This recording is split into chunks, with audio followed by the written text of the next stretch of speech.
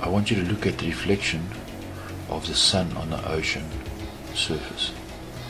No matter how far away the sun is, or how close it is, the reflection always points towards you. And we see this in real life. No matter at what angle you stand to that scene, the light always points towards you.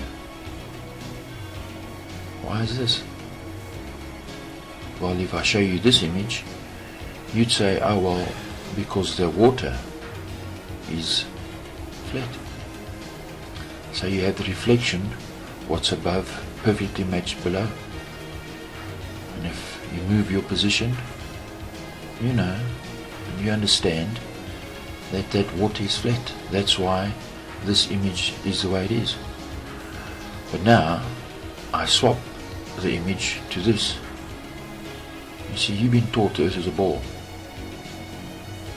but yet the reflection in the water and the perspective is the same for both. Therefore, the water in both images must be 100% flat from your perspective. The earth is not a ball. Yes, so they'll tell you, yes, this is perspective. We see the clouds getting smaller on the horizon. All the ships as they go away stay completely vertical. It's as that the earth is such a big ball that it looks like a flat ball. Both can't be true. If the earth was curved, if there was a slight curve, the angle of the clouds would change. They can't both be right.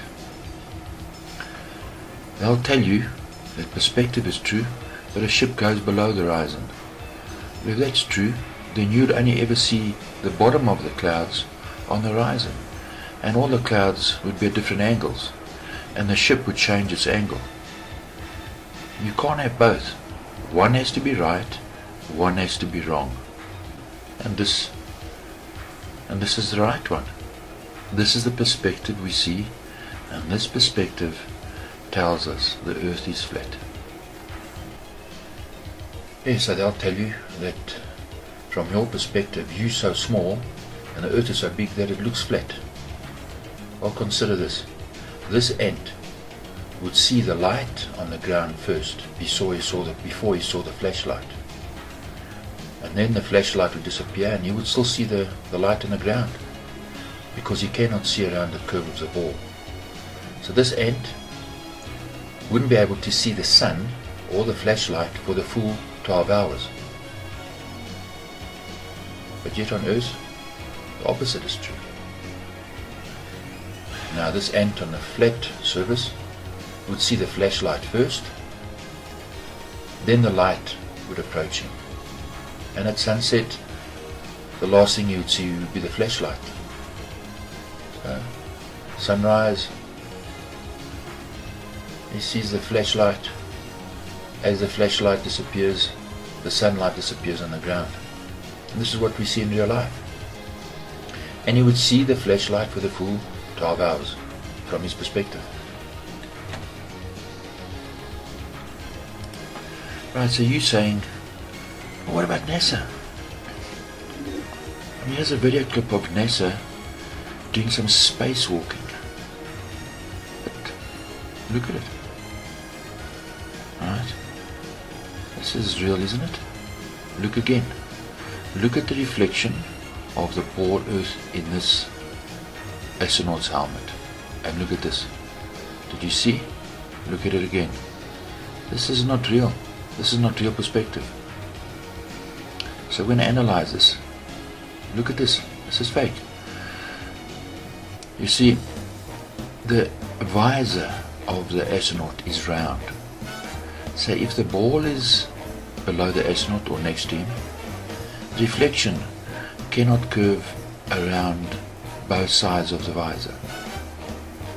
And as the astronaut moves his head, the reflection cannot stay in the same place in the visor.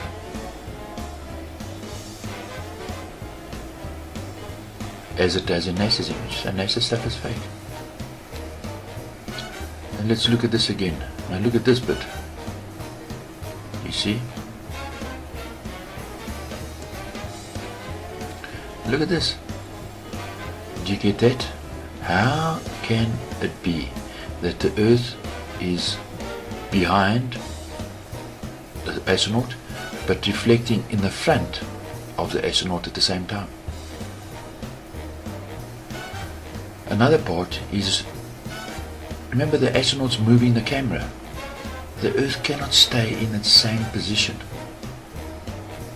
The same way as if you took a camera and you moved it around the ball, it would appear as if the ball was turning, because as you moved the lens, it would point to different parts of the ball. So from your perspective, watching the footage, the ball would turn like this. Watch. You'd see different angles of the ball. But in NASA's image, you don't. And also, here's an astronaut. You know, his visor's round. The proportion of his reflection cannot be the same proportion as the ball, Earth, that he's floating by. This is lies. This stuff is fake. And look at this. You'll always see images of the Earth spinning below NASA, but look at the clouds. How can the clouds in the far distance, thousands of kilometers away, move at the same speed as the clouds that are closer to you? This is fake. When you're born, they immediately blind your one eye through the education system. So you got one eye left. And so what do? You go blind your other eye by trusting in them without confirming or checking for yourself to see that the mindless garbage that they teach you, whether it's true. And with just a little bit of investigation, you will see that it's rubbish. So that's how the game is played. They give you pages of mathematics that can say anything they wanted to say. More smoke and mirrors and glass balls, and the game of controlling you goes on and on.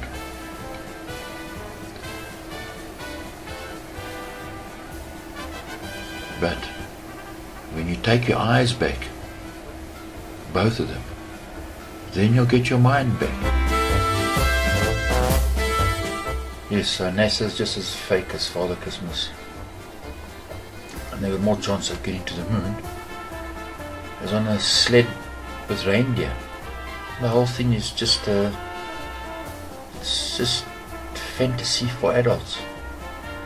So as the governments fail miserably, they invent fake achievements. As they rob you and steal from you and blind you, they give you a big shiny box wrapped up nicely. When you open it up, there's nothing inside. It's just lies. There's evidence all around us. We see images from the salt pans of Bolivia that the Earth is flat. And many people, in their own creative way, they've brought this to our attention, and as normal, as usual, we don't listen or pay attention. One such person was a writer, Jonathan Swift, and he wrote the book Gulliver's Travels.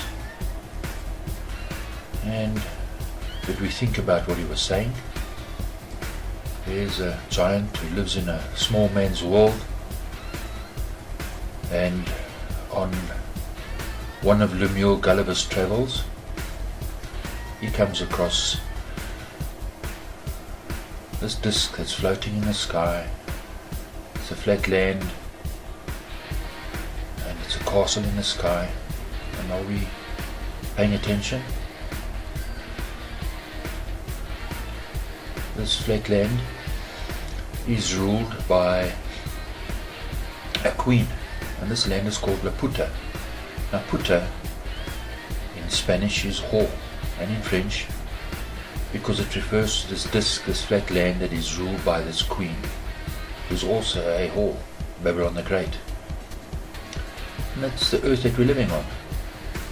It's controlled by the Vatican,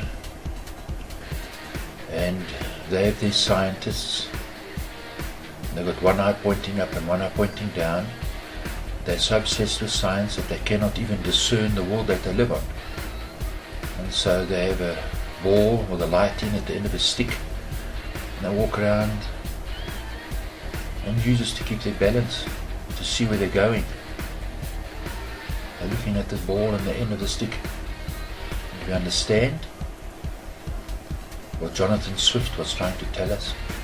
And on this island they don't use a tape measure. They measure everything with a square and a compass. And this refers to the world we live in. The world and everything we know controlled by the Freemasons. All the astronauts are all Freemasons. And the education system and the government officials, all Freemasons, governed by the Vatican. And on one of Gulliver's travels he went to the island of Lilliput, and Lilliput is small puta, small prostitute, and he collects the ships and he walks from one land to the other and they see him, and it's flat. See, we read these and do we think about it? No, we don't. But yet the evidence is there. The earth is flat. So to conclude, remember the Mascarene Islands, the Mascarene Plateau. We're going to go back there and look at some images. And on this plateau there's a group of islands called the Maldives. And the height above sea level on some of these lands is only half a meter. And yet from here you can see the land at the back. Look at the clouds, look at the land.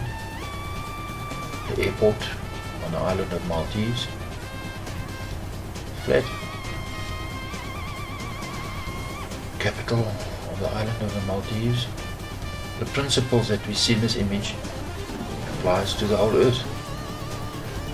We just have to open our eyes and look.